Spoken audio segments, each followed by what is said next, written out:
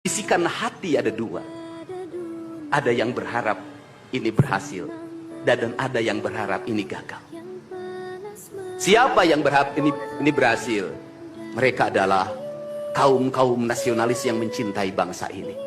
Siapa yang berharap ini gagal?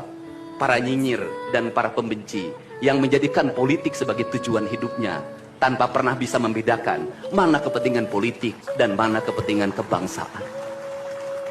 Walaupun kebijakannya baik karena beda dengan politiknya, dia mengatakan buruk. Dan walaupun kebijakannya buruk karena sama dengan politiknya, dia katakan baik. Ini orang yang tidak punya spirit nasionalisme. Dia hidup mempertuhan politik dalam setiap waktu. Saya katakan, dia hidup mempertuhan politik dalam setiap waktu.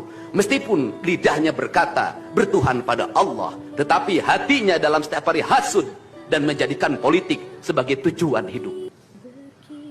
Dan barangkali bisa dilihat dari seluruh rakyat Jawa Barat, karena ini tertransformasi lewat media televisi dan media digital.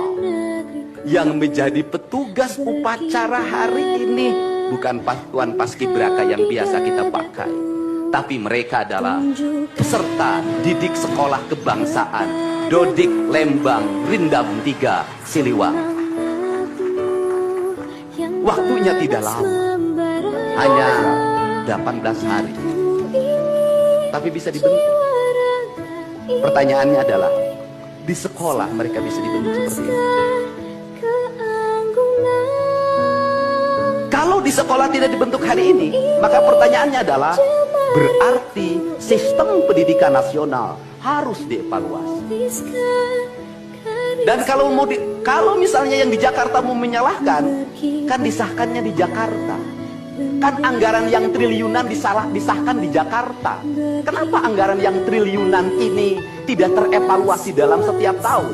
Saya katakan, sistem pendidikan yang di dalamnya angka-angka yang hanya orientasinya materi dan kepuasan dalam outcome dalam sistem pengelolaan keuangan tidak akan melahirkan apapun kecuali tumpukan kertas, software, dan hardware.